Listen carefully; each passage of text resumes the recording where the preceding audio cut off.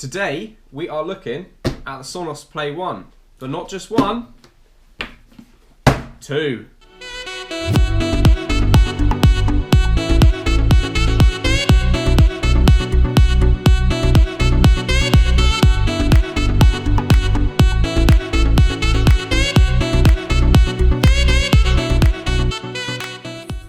Yes, hello. So today we're looking at the SONOS Play 1, and the reason I have two of them is because they are best used in a stereo pair.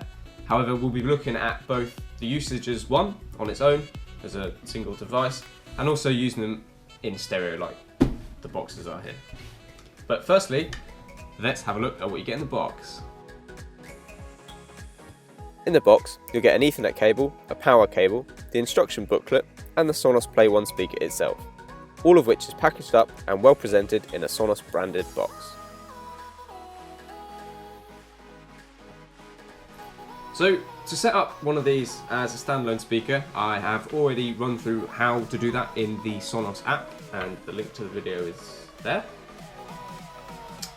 But to have a look at how we can set these up in a stereo pair, I'll show you right now. To start, if you have two brand new speakers to register at the same time, you'll be asked to identify which speaker is which. SONOS makes this easy by playing a chime from one of the new speakers. When you have identified which speaker is being registered to your network first, you'll be asked to press the play pause button and the volume up button simultaneously to start the setup process. If you'd like further information on this process, please check out my SONOS app review. Once you've registered your two new speakers, you'll be asked if you wish to set them up in a stereo pair. Select this option and choose which room they'll be placed in. Let's have a look at the design. So the SONOS Play 1s, although they are officially the budget in the range, these are no less well made than any of the rest. There is no like flimsy plastics, the grills are solid, like even, I've mentioned it before, the cable sits in line. They seem to have paid a lot of attention to the finer details of the speaker, which gives you this perception, at least, of a really finished product. Unfortunately, as a result of that, the post-Brexit prices has gone up to just shy of £200, I think. And considering these used to be available for two for £200, that's a 100% price increase. So that is the only thing that might make you think twice about buying these. The SONOS Play 1 speaker incorporates a tweeter and a mid-range driver alongside an amplifier.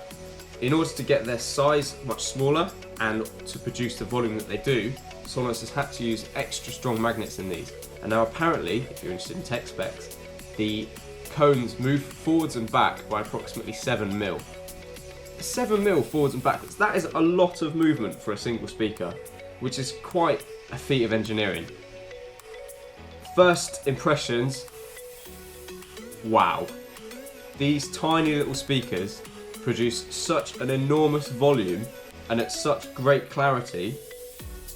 I am seriously impressed with these, and in a stereo pair it makes perfect sense for a reasonably small room like this one, really.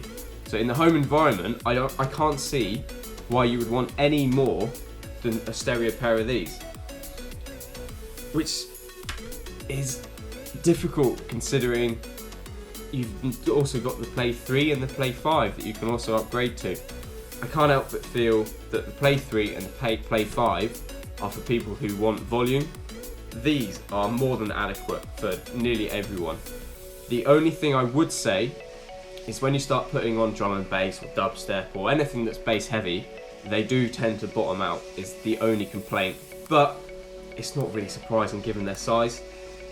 And I would highly, highly recommend these. I think they're absolutely superb. Thanks for watching, guys. I hope you enjoyed my review of the SONOS Play 1 speaker. Please feel free to check out my other videos. I've also reviewed a whole host of SONOS products amongst other things. So please click like if you enjoyed the video, subscribe, and you'll get notified about any more tech and car reviews I release in the future. Thanks, guys.